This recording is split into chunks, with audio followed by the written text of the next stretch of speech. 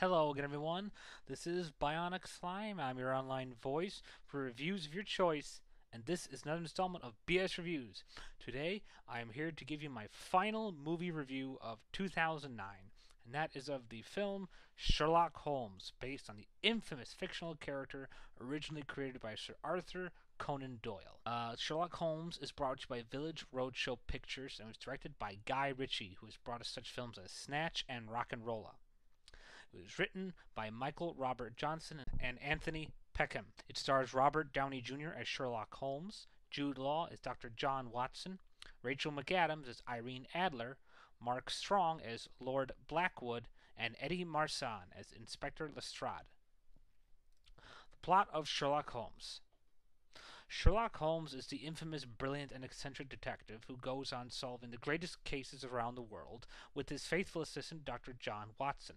Unfortunately, Watson is getting sick and tired of Sherlock Holmes' eccentric weirdness and has decided to get married to a woman known as Mary Morstan and leave the whole crime-fighting life behind. This, however, changes when their latest captured criminal, Lord Blackwood, who was supposedly executed, comes back from beyond the grave and is preparing an elaborate plot that will supposedly catapult the city into a new future dominated by Lord Blackwood's seemingly irrefutable magic tricks. So Sherlock Holmes and Dr. John Watson must now work together again, regretfully, and try and solve what's going on with Lord Blackwood, as well as deal with the mysterious reappearance of an old love and con from Holmes's past in the form of Irene Adler.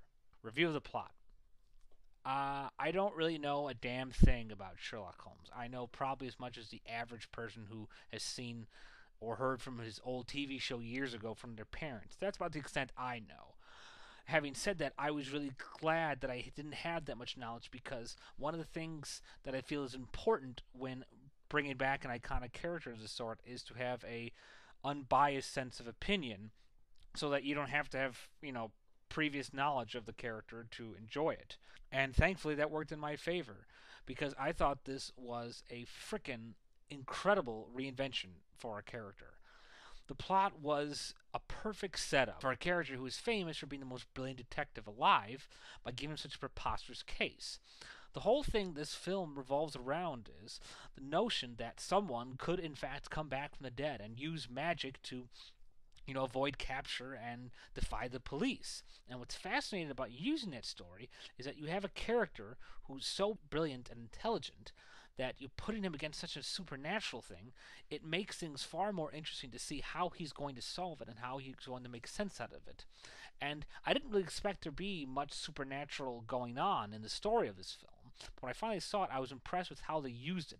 And it was never flipped out or too overly outrageous, nor were the devices or machines used a la Wild Wild West style with giant mechanical spiders and crap. They kept it pretty low-key realistic, but not too realistic to the point where it'd be boring. Because, let's be honest, as awesome as it is to see Sherlock Holmes to be so intelligent and intuitive, you do need some kind of action to at least liven things up a bit, especially when you're dealing with someone who constantly deals with, dangerous criminals and life and death situations. So a little action is to be expected and not rejected. But I really was impressed at how they handled the supernatural with the realistic elements. And the most fascinating thing is just to see how Sherlock Holmes puts it all together. And even when I thought I had this film all figured out with the magic and the science, once you see the final revelations of everything that was going on, you're just blown away at just how incredibly impressive this is revealed. And it's just, you never would have thought of any of this, and it's a great feeling to be blown away, because I always feel like once I see a movie, after a certain while, you kind of have a feel of where it's all going. It's not always a good thing, but it's not always a bad thing either. But in this case, it's nice to have a big friggin' surprise slap in your face, so I commend them for that. Review the characters. If you're going to bring a famous fictional character to life on the silver screen, you have to get someone who has the balls and chops to really do it well. And you could not have found a more perfect golden choice than Robert Downey Jr. Ever since Iron Man, people have finally seen what a fantastic actor he is, or at least been reminded of it, because here he completely disappears into his character, and while that same sly, sleazy, kind of smirky fun charm that Robert Downey Jr. oozes is still apparent in the character, he still gives a really strong sense of dedication into the zaniness of this character. I mean, I almost thought it was like watching L from Death Note, as you're watching this most brilliant detective with all these eccentric behaviors. And what was great about this is that Junior really brings him to life in his mannerisms, the way he moves his eyes, the way he talks about things, or moves his hands when he speaks. He's very careful on how he words with the character and how he moves his mannerisms. And I don't know anything about Sherlock Holmes. I don't know anything about his accurate original character. All I can say is that from what I saw of this Sherlock Holmes, I was frickin' floored. It was incredible. He was fantastic, top notch, funny, smart, clever, witty, and capable of pulling off any kind of stunt or motions that were thrown at him. And I think that's the test of a truly good actor. Jude Law, I have not seen in a film outside of Sky Captain and The World of Tomorrow. And that was such a long time ago. I really didn't think he was going to be a good choice for Watson. But after seeing him, he was perfect. But not only was he perfect as Watson, he was perfect with Holmes. And that's the whole key of these characters, the relationship between Watson and Holmes. And that's what was shown here beautifully. These guys play off each other every single time, perfectly on key, without the slightest bit of flaws or hesitation. It's so nice to see chemistry that works so great especially when you absolutely needed to, like with these characters. And I was just so blown away at how great they worked well together. They were funny, smart. They were like a brothers, sort of system. Mark Strong served well as the villain Lord Blackwood. I was originally worried that he was a little too bland and kind of rock solid looking, if that makes any sense, to play an effective villain, but I think that actually played in his favor and actually made him seem much more creepy and mysterious, which is what his character is all about. And it definitely gave a more ghostly, like grave, villain-like presence to him, which again is what the character was going for. Rachel McAdams I've always enjoyed. I thought she was very talented in Mean Girls and Red Eye. She seemed to fit really well into this universe, into this time setting. She fit well with the clothes and her attitude, and she played a very fun and good foil for Sherlock Holmes. I mean, she fits so perfectly with the rest of the story and the character that you could really see her being a part of this, little place. Eddie Marsan as Inspector Lestrade had a small role, but he was fun, and I enjoyed him here for what he was in. So he was good in it. I'm reviewing the cinematography and the music. Music and the cinematography both pretty much did a great job bringing us back to this old century. I mean, visually, the movie just looks like you stepped right in there.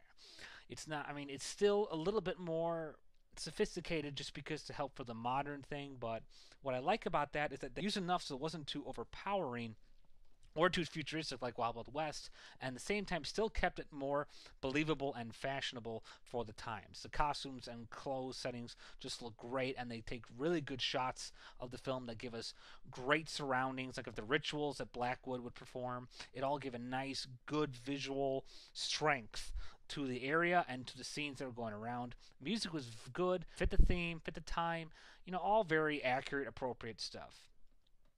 Flaws about the film. Rachel McAdams' character is featured pretty prominently in the promos and in advertisement, and she should. She's a very good actress. Unfortunately, one of the biggest problems I have with this film is that she was very, very, very barely used. She ends up pretty much playing the typical troublesome minx-like character like Catwoman to Batman, and I don't think that gives her character enough depth or screen time, and I don't think they use her properly. And it's a shame because she seems to get overshadowed by the relationship between Holmes and Watson. I mean, yes, they do have a strong relationship, but you don't feature a woman character so prominently unless you're going to use her effectively. I also felt that they didn't really give Blackwood enough airtime either.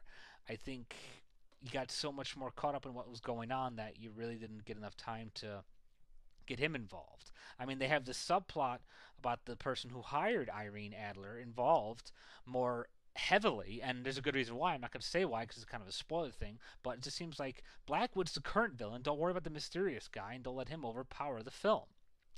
Final wrap up. Sherlock Holmes is a fantastic, wonderful, and excellent film to throw out the new year in. I don't know a damn thing about Sherlock Holmes, and I don't really care. I'm reviewing him on this version of him, and on this version, I say he kicks frickin' ass. Are the purists going to be mad at how they handle it? Probably. But can you enjoy this movie for what it is without being a Holmes nut? I say so, because I saw it. I'm not a nut, and I enjoyed it for what it was. You have magnificent, perfect quality cast with Robert Downey Jr. and Jude Law as Watson and Holmes. They nailed it on every imaginable level. I really felt they should have used Rachcel McAdams and Mark Strong a little bit more, but the time setting was perfect with the visuals and the music. Blackwood was a very good villain, and they set this movie up so perfectly so that anyone can enjoy it. Bottom line, I give Sherlock Holmes 4 stars out of 5 stars. Well, that's all for now. This has been Bionic Slime for BS Reviews. Thank you all for listening, and goodbye for now.